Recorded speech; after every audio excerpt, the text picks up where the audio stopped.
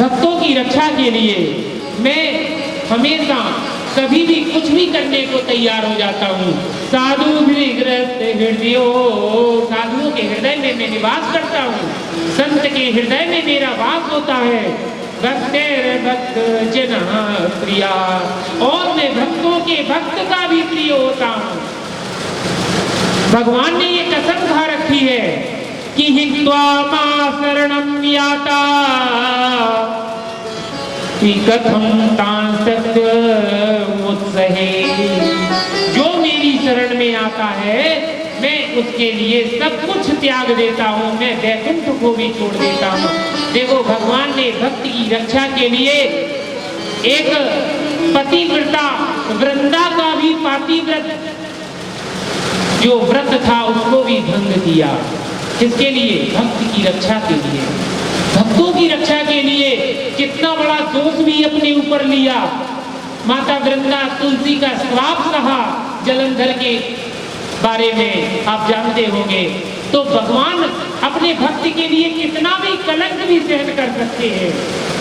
भगवान भक्त के लिए देखो 17 जिससे कलंक सहन किया।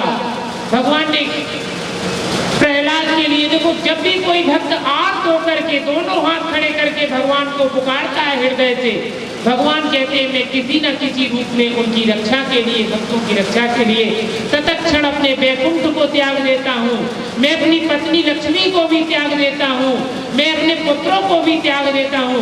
मुझे सबसे ज्यादा कष्ट है तो मेरे भक्तों का जो बुरा करता है, मेरे भक्तों के, मेरे भक्त साधुओं के बारे में जो गलत सोचता है, मेरे भक्त का जो बुरा चाहता है, वह कभी भी उसका कल्याण नहीं हो सकता। चाहे वो 1000 एकादशी कर लेते जिंदगी भर, एकादशी या यज्ञ भी करता रहे, उसका कभी कल्याण नहीं हो सकता।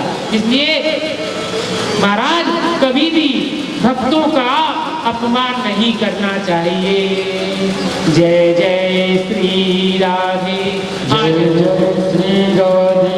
भक्त वत्सल भगवान श्री नारायण का चक्र कृत्या के पीछे लग गया, कृत्या के बाद अम्बरीश के पीछे लग गया, और अम्बरीश ने महाराज दुर्वासा ऋषि के पीछे, और दुर्वासा ऋषि आज भागे, वहां से भागे भागे पूरे ब्रह्मांड में तीनों लोगों में हुआए।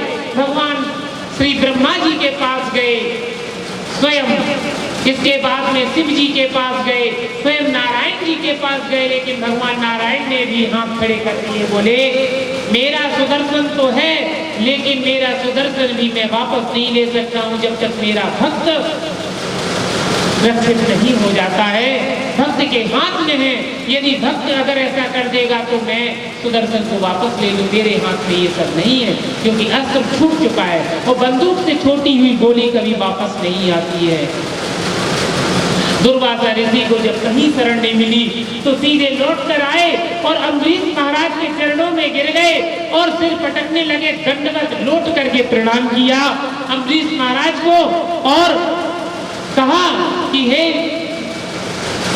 अम्बरीश जी, हे महाराज, मुझे जो है क्षमा करो, मैं निर्बद्ध हृदय साधुवासम दर्शनः वसे कुर्वन्ति मां भक्त्या साध स्त्रिया सरस्वती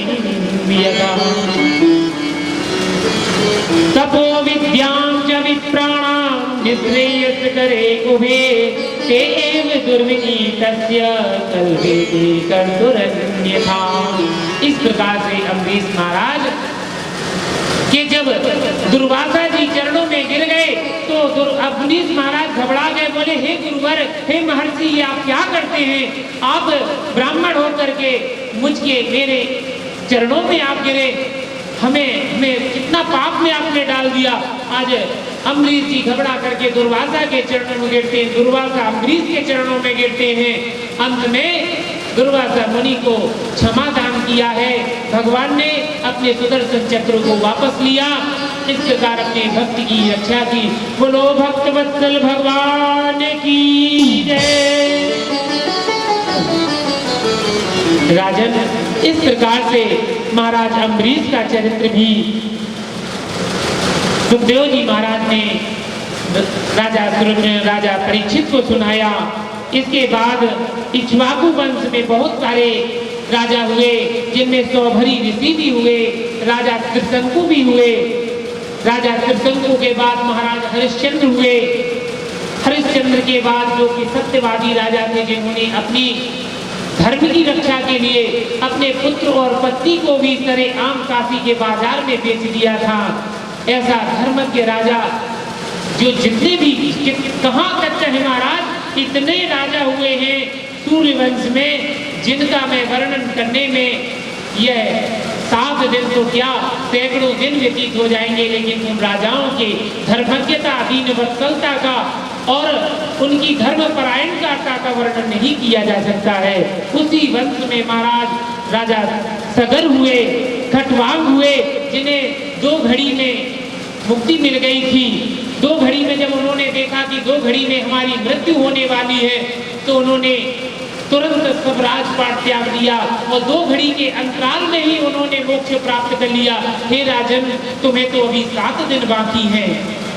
इस प्रकार से खटवांग राजर्षि थे, इन्होंने भी मोक्ष को प्राप्त किया।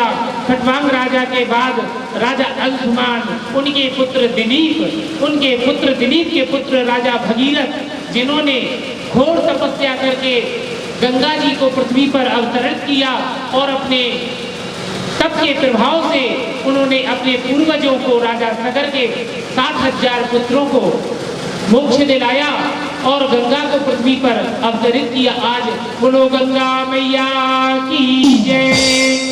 इस प्रकार से सूर्यवंश और इक्ष्वाकु वंश में ऐसे ऐसे महान राजा हुए हैं। उसके बाद इसी इक्ष्वाकु वंश में राजा दिलीप हुए, उसी वंश में राजा रघु हुए और रघु के पुत्र अज हुए, अज के पुत्र दशरथ हुए। हे महाराज, जो महाराज दशरथ थे, दशरथ जी भी बड़े तपस्वी राजा थे। ऐसा राजा ना तो भूमि पर हुआ है ना कभी होगा, जिनके वश में 10 इंद्रियां थी और इसी कारण वह उनकी गति यहाँ तक कि तो कहें क्या, वह स्वर्ग लोक तक भी अपनी गति को रखते थे। ऐसे महाराज दशरथ रघुवंश में उत्पन्न हुए।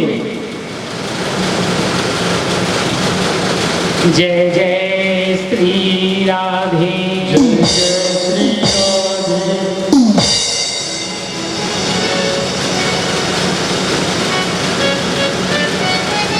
नगरी हो अयोध्या सी, नगरी हो अयोध्या सी, रघुकुल घराना हो।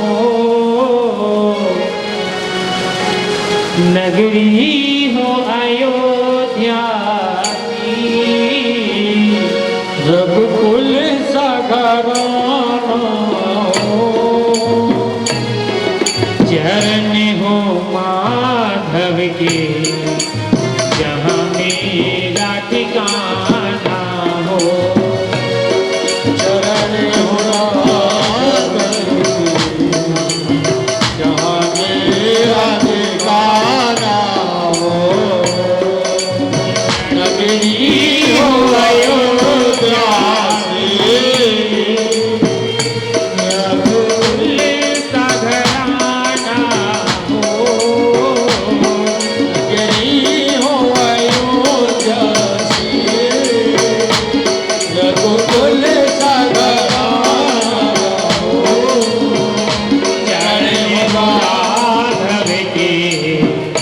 जहाँ मेरा ठिकाना